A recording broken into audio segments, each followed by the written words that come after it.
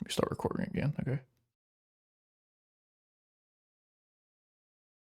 You know when you're recording? I am recording. Welcome back to Off the Clock, episode 2. Today we're going to talk about job searching. So actually about the job searching part, we may have very different ways of doing this, I feel like. So do you want me to lead off first or do you want to go first? Go ahead and lead off. I'll fill in the gaps. Okay. So the first part that I'm going to talk about, kind of already talked about this in the last episode, which is about resume building, which you can go listen to if you want, which is deciding before you start searching what actual like responsibilities or what kind of like challenges are you willing to take on. So like for example, if you're like kind of wanting to dip your toes into, I don't know, maybe some kind of project involving Go or something, like specifically looking for job positions that say they're looking for somebody with Go or type of projects that use Go. Or if maybe it's more general and you're looking for a particular type of role, like again, like a QA automation engineer or support engineer, you can research what types of skills or responsibilities would be associated with that, so you know what job positions actually look for. No, I agree. I agree. And looking for a job can be a daunting task, right? There are so many people hiring right now. And there are a lot of open positions, at any level, entry level all the way up to, you know, director, C-level sort of stuff. Um, so applying for the right kind of jobs is, can be difficult, but if you're not applying for the right kind of jobs, you're not going to get those second calls. You're Yeah, not going to pass yeah, those screening calls, and that's what it is. That's just how our industry runs. yeah, for better and for worse. um, so in terms of like where, okay, I know what I want to look for. Where do I look for it at? Um, I personally, because I've sworn off going to any job that requires me to go to an office ever again. um, there's like your obvious places, right? There's Indeed, there's Monster, LinkedIn has their own job board. I think Stack Overflow does too. But then there are also job boards that are specifically oriented towards remote jobs. There's JustRemote, RemoteOK. There's a couple one. There's like I don't know, God. There's like half a dozen boards that are remote that have like the word remote in the fucking website name. It's probably not hard to find them. Um, Special note. Again, I don't know if this is 100% true, but I have heard this. If you are applying for a job on Indeed specifically, usually when you click to apply for a job on Indeed, it will sometimes prop up like a couple questions like, oh, do you have X skill or X number of years with Y skill? Now, the honest part of you may want to answer that truthfully if you don't actually have that many years of experience and say no. Problem is, don't do that. Because if you do that, Indeed will immediately filter your shit out and you'll never actually get in front of anybody. So, if you're fairly confident that you could like do whatever the job is, just say yes. Right. Yeah. Right. Another thing I want to say too, and I didn't really think about this until the last time I had to find a job, was don't use a bunch of sources. Don't use, Monster and LinkedIn and Indeed. Pick one or two because a lot of these positions are posted in different Yeah, spots. that's true. And if you're working with somebody and you submit a resume for a job on whatever on LinkedIn and you also do it on Indeed, people are less likely to work with you if because they feel like you're soliciting yourself out there to anybody and whoever is going to take me is who I'm going to go for rather than you trying to look for the right fit for yourself. Oh, Sure, yeah. there's times Nothing where about that. you may need to do that because you do need a job. But if you're specifically looking for a new position, just trust the process. Use a source. Only work with one recruiter, maybe two, or else it's just bad business. Yeah, I actually didn't think about that actually. Because I'm pretty sure I haven't accidentally done that before, but that definitely could be something you do a lot, especially because I know a lot of these remote job board sites are just aggregates of other sites. So yeah, I could definitely see that you accidentally doing that or being like, why did you apply from 3 different sites? Oh, Right. I just really wanted the job. Yeah, and that's exactly what it looks like. It makes you come off looking thirsty, as they Yeah, say in the true, industry. true. The thirst. Okay, so here's another point that I wasn't sure if you would agree with or not. So usually a lot of times when I see people give like advice about job hunting, they'll say, "Oh, before you apply, do research about the company." No, fuck that. I don't do research on anybody until they like engage with me. If I look at your job posting and I'm like, "Okay, this looks like an attractive thing," I'm just going to apply. I personally never bother spending time researching a company unless they actually like respond back, because at the end of the day, and this is just me, this shit's a numbers game. I think like the last time I was job hunting, I think I sent out over 100 resumes. You know how many people actually sent me like any response at all? 10. Right. So, Right. and out of those 10, again, only some of them actually wanted to do some kind of interview. The rest were, hey, we're sorry, this position's not available, blah, blah, blah, blah, that crap.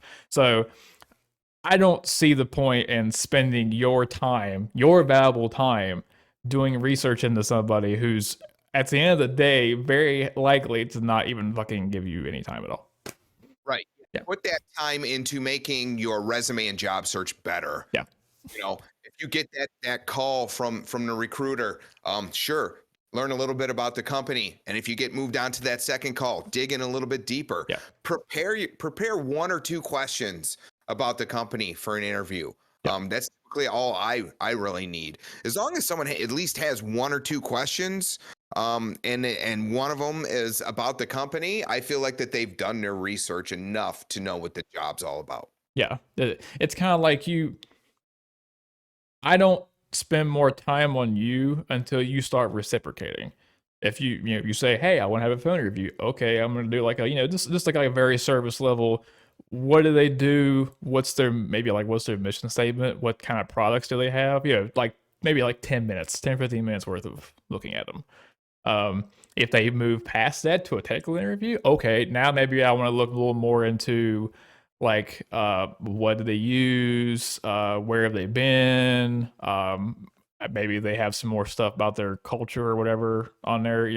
Again, if they reciprocate, then you can reciprocate back. Right. As their interest grows, so does yours. Yep. And like the reason I really want to hinge on that is and I'll probably bring this up a lot into more depth later on, but like a lot of people have this tendency to like when they're trying to look for a job that they like put their employer up on some kind of pedestal, like they're a higher being or something, and they have to like do all this extra shit without getting anything in return. Don't do that. Yeah. Yeah. Right. Red flags to watch out for. I didn't even put as many as I probably have. I just thought these were the big ones. So number 1, when you are reading over the like summary of the job's responsibilities, and I guess I could technically put this first and second one, or not. I guess it's first together. If it sounds like it's 2 or 3 jobs in one, there's probably one of 2 or both problems there. One is they do basically want you to do 2, 3 people's jobs at one. That's probably more likely than I would like it to be. And the other thing it can mean is they just don't actually have any fucking clue what they're even looking for, and they're just casting a wide net. Right. They're just looking to fill a spot with Yeah. someone who could potentially do all of these things Yeah. that we need done and have no one to do. Yeah. Right. Which the whole thing of like somebody having to do like 2 or 3 positions worth of responsibilities. Maybe this makes more sense if you look at them later and they're like a startup, right? Because that's pretty common at a startup that people got to wear multiple hats. But if it's like a half decent sized company and they're trying to make you do like 2 or 3 jobs, nah, fuck that. You should have a team or have a person for that. Right. And I mean, that's another fair point, right? When you're looking for a job, decide what kind of environment you want to work in. That's true. Yeah. If you want a fast-paced environment where you're going to be doing a ton of different shit all the time Mhm. and stuff, look for a startup or for a company that's growing. Yeah. But if you want to, sit back and work on your skills, on your technical skills, maybe joining a well-established company is better for you, where they have, some systems and ceremonies in place. Mhm. What preference do you actually have about that? Me? Yeah. My preference is I want to be fucking busy all the time. I Mhm. want to be so busy that I don't know what the fuck to do next. That's just how I operate the Right. best. So like a startup and where we work right now is perfect for me. Mhm. Um I guess that I've just got accustomed to that way more in the last 3 years. So that's me. How about you? Um, I don't know if I would be super crazy about joining like some place that's insanely fast paced.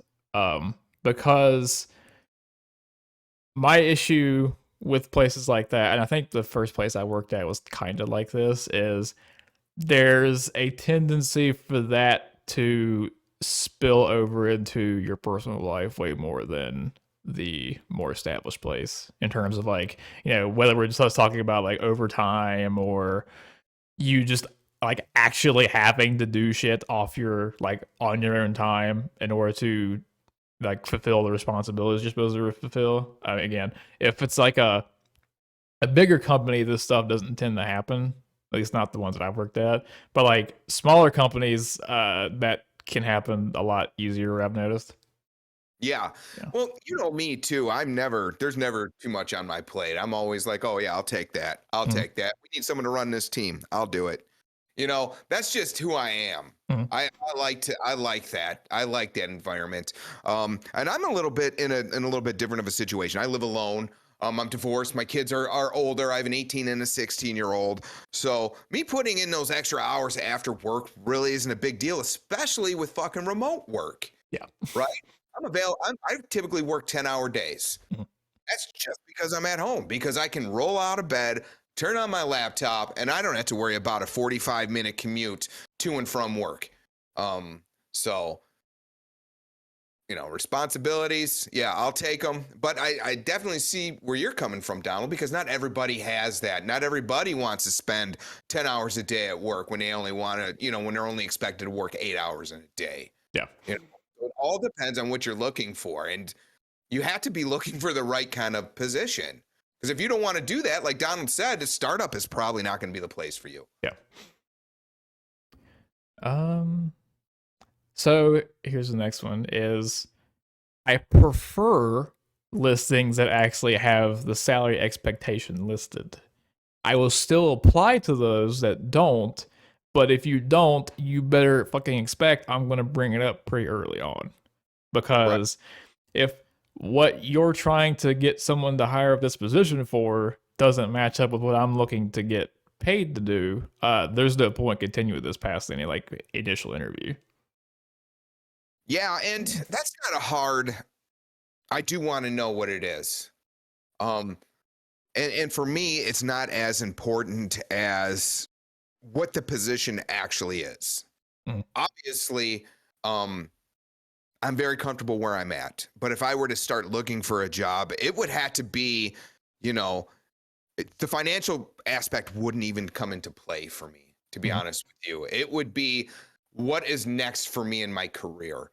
You know, what position could I come into that I would still be challenged? Because I want to be challenged and I want to learn new things.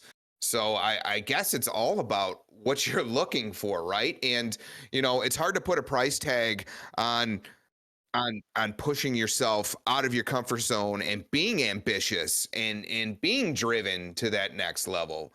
You know, money makes the world go round, but at the end of the day, if you can pay your bills and you can live comfortably, being happy with what you do is worth its weight in gold to me.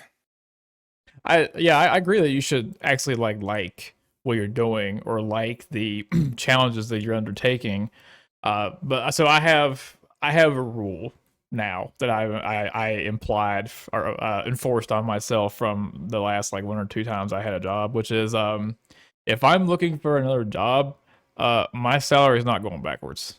Sorry, that's not happening anymore. Sure. I wouldn't go backwards. Yeah. No, I would not go backwards. I'm not even sure I would make a lateral move, depending on what it was and whatnot. Mhm. Yeah, I think I'd be okay with lateral depending on the position. If it was like it would open a lot of doors, whether it be career wise or personal project or idea wise. But in Right. general, if I'm looking for a position, it's probably going to be at least some kind of a step up from where I am. No, I agree. I Yeah. agree, and that's a fair statement. I wouldn't. I probably would not regress unless I was like forced into something, Yeah. right? That's no one wants to do that, obviously. And for me, I think if you're looking for a new job because you actually want to move on, start looking at things that are going to be more challenging. Look at things that are outside of your comfort level. Mhm. If you're looking, if you're one of those people that, I just work, my 8 hours and I'm good at what I do and I'm fine with just doing this for the rest of my life, that's wonderful. Do that. But if you're hungry for more, don't look for a job that your current skill set will move you right into and you'll be in your comfort zone. Don't do it. Yeah. You're not going to be satisfied.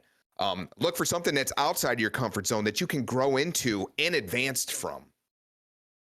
Yeah, and a good example of this would be when the last like internal lateral move I made at an employer. I technically was given 2 paths. I could either sort of stay on the more like product engineer, software engineering related track that I'd been on before, and maybe arguably probably would have been paid more. Maybe it depends. Or I could move into an entirely different area that I hadn't touched before, which was the automation stuff. And I was like, well, I'm probably not going to learn a whole lot if I take the software developer part because I've already done this shit. I've already used this shit before, been there, done that. This thing, there's more skills and more concepts that I would be poised to learn by having to do it. So, in that case, I was like, well, I maybe have a more lower salary ceiling for this, but there's more value for me here skill wise. Right. Yeah. Right. And, if you're working for the right person, getting lined up financially is not going to be a problem. Working for the right folks and having the right leaders that put their folks first know where their most valuable folks need to be salary wise. And anyone who is running a high performance team has that stuff on their radar. So I think being able to put a lot of trust into your leader is important too. Yeah. That's a different conversation. No, I feel like It is. Also, I kind of also laughed a lot when you were like, yeah, the companies that actually put their people first and care about them first. I was like, damn, that's a big ask because holy shit, most of them don't do that. I mean, and that's at the leader level. Every company wants that, but that's at the leader level. Yeah. Are you working for a manager or are you working for a leader? Because they're very different things. But that's a whole other ball of wax that we'll talk about in a future episode for sure. Yeah. And my last red flag, I might be nitpicking a bit on this one, but if I look at your posting and it's just not formatted very well, it just has like a bunch of like grammar, like spelling errors, or the way that certain things are organized don't make sense to me. You're not setting a very high bar for me to expect much out of your company. So why the hell? Because if you didn't take the time to, proofread or even have somebody who maybe is more familiar with the tech organize it in a way that makes more sense, why do I think that you're going to put any time into like what I'm doing? Exactly. Yeah. No, I agree. especially like formatting things. You got two different fonts or two different sizes. And God, my eyes. yeah, it's like, you know what, man? This is a public facing fucking document that portrays what your company is, right? Yeah. Come on. Come on. Actually, there was one of the last times I think I was talking to a recruiter, or not a recruiter. Yeah, it was a recruiter. They said, "Oh, here's some listings we have that might be of interest to you." And I looked at one and I was like, "Did you all write this listing?" "Yes, we write this listing." You have tools grouped that don't have anything to do with each other. Like, what was it? There was damn, what was it? It was something to do with some kind of automation stuff, and they had like Ansible, which is used more for like some kind of like, not necessarily infrastructure, but like setup automation, like put together with, I think it was like CI CD stuff like Code Fresh and GitHub Actions. I was like, these don't go together. Yeah, no, and that's a big thing, right? I mean, that's as important as your resume, right? You got to make sure that the job description is something that you can and are willing to do, Yeah, right? yeah, It's the job description is as important to the company as the resume is to the recruiter. yeah, yeah. I like that being worded that way. Yeah. Yeah, I think so. Okay, so this is not my notes, by the way. I just thought of this afterwards. So everything that we just talked about sort of covers the approach of you looking for a job. Now, there's kind of two other angles to play this. The other one being other people find you. So what do I mean by this? So there's also the strategy of you start putting yourself out there publicly. Whether it's you, even if it's something just as simple as you making a blog and writing blog posts about things that or kind of have you want to put your own 2 cents in, right? So an example of this would be on my personal site. I have a blog which basically has a series of posts that are just small little, this is how you do this thing in this with this tool. Like there's a bunch of things about like doing things in MongoDB, for example. What may happen at some point is somebody may come across this or YouTube channel or literally anything you've put out there publicly and go, this person seems like they would be a good fit for a position that we have for a certain role. So in you creating this content, you've inadvertently sort of created a job for yourself. Yeah, and yeah, I'm not gonna lie. That's how I ended up here where we're at, Donald. They reached out to me via LinkedIn, and I went on with the interview process. And I think that's it's something that's a very viable option nowadays. Especially with all the recruitment we've been doing. It's trying to find good folks is a hard thing to do. Yeah. Especially in today's job market. It's a buyer's market right now. The salaries, especially in the tech industry, are inflating. They're getting bigger and bigger. Even in the smaller, salary demographics, where they're typically lower, those are going up as well. So I think that being able to have that conversation, the right conversation with the right person, is very important. For me, a recruiter who's recruiting for someone, no, that is not a good conversation because they're reaching out to whoever they can, trying to fill a spot. But if someone at a company says, "Hey, I think that you'd be a really, really great fit for this position," I think you owe them a conversation. Yeah. You need to entertain the conversation, at least see what it's all about. Yeah. You might even have a chance to learn something about yourself that you didn't. Like, oh man, I guess that I am good at this skill. Mm-hmm. I've been working on it, and look, all my hard efforts are paying off. Mm-hmm. I think it's a very, very valuable, at least for like a self-evaluation tool. Mm-hmm. Yeah. I actually didn't know that you got hired that way. Yeah, no, I did. Ethan, who's no longer with us, the recruiter, he reached out to me like 2 days before Thanksgiving. Mm-hmm. they had an offer letter, right? They had an offer letter that was typed up and he was getting ready to send out. And he found me on LinkedIn and he was like, hold on a second. I got to see if this guy will talk to me before I send. Nice. And my first day I come in and, our senior guy there, our most senior developer, Mark, says, who the fuck are you? You're not the QA I talked to. And I was like, I'm the new QA dude. So yeah, it was awesome. And it's been a great experience. It's been the best professional experience of my entire career. And I've been doing this for, just over 13 years now. Mm-hmm. So, the last 3 years I have learned and grown so much, that I never even thought that I could, make it to the point where I'm at, let alone doing the things that we do on a daily basis. Mm-hmm. And an advantage of this that maybe you can, since you've actually had this happen, you can qualify whether this is correct or not, is I think if you enter into a negotiation where things played out this way, rather than, you went looking for them, you're probably in a stronger position to negotiate than you would otherwise.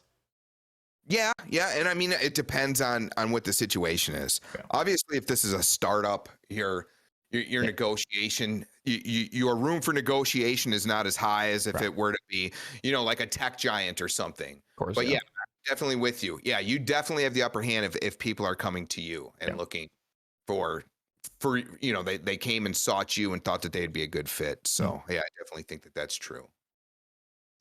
And then the third thing, which maybe this is kind of maybe even a little bit more off, but I still think it's a valid approach, is and this is technically something you can do like while you're actually working, which is you start to make your own job, right? Whether it's maybe one of these small little endeavors, whether it be YouTube or whatever, maybe you just get bored one day and make a dumb little SaaS product that all of a sudden blows up. Well, congratulations, you've made your own job at that point. These are some things that probably take a lot. That obviously this probably takes a lot more time to become something that you could like sustain yourself solely off of. But I also think that's also a perfectly viable strategy, especially a perfectly viable exit strategy. Yeah, no, I agree. And it's definitely on my roadmap, right? I got a couple years of hard work ahead of me still. But at the end of this hard work, I would really love to give myself a supplemental income of creating content, doing podcasts, streaming, doing whatever things on the internet that I enjoy doing, because this is what I love. These are the things that I enjoy doing. Not that I don't enjoy my job and I love our team, but I think that it's good to have two sets of goals, your professional and your personal goals. And if those can merge, where your personal now becomes your professional goal, I mean, even better, right? Yeah. So goals, it's all about goals and being able to set goals that you can achieve yourself and go from there. Yeah. That's all I had. Did you have any tidbits of information you'd like to share, or any contrarian points that I had to what I had? No. I would just say whatever you're looking for, give it your all. If you're looking for a new position, a new career, to start your own thing, whatever it is, go in with a plan and give it your all, and failure is okay. Yeah. That's the only way you learn. Yep. And also don't again, like I said before, this shit, as far as I'm concerned, is a numbers game at this point. If you don't hear back from somebody, whatever, just move on. Right. Don't put your eggs in any basket until you have a signed offer letter. Yep. End of story. Until you have that offer letter saying, hey, this is when we want you to start, and this is how much we're paying you, don't put any eggs in any baskets. Keep grinding. I don't know if I can put my eggs in the basket after the signing a letter, because they could go under the day after you sign the letters. Always plan for the worst. Yeah. Always expect and plan for the worst, right? Yes. Then you're not let down. Yep. Well, thank you for tuning in to episode 2 of Off the Clock, where we talked about the job search. Next episode, we're going to be talking about the interviewing process, what we look for in the interviewing process. So that will come out in a couple weeks. If y'all would like to continue the discussion, if you have suggestions, or if you just want to come hang out, if you look in the description, there should be a link that you can come join our Discord server. Be sure to pop in there. This is DonaldFeury. You can find me at donaldfeury.xyz. This is my blog personal website. You can also find me on YouTube, same name, where I make most tutorial videos about programming. Excellent. And I'm Brunleyy. You can find me at brunleyy.com or my YouTube or Twitter under the same name, and that's BRUNLEYY.com. Thank you, everybody, for tuning in. We'll see you in a couple weeks for talking about that interview process. Take it easy. Y'all come on back now. We'll see you next time.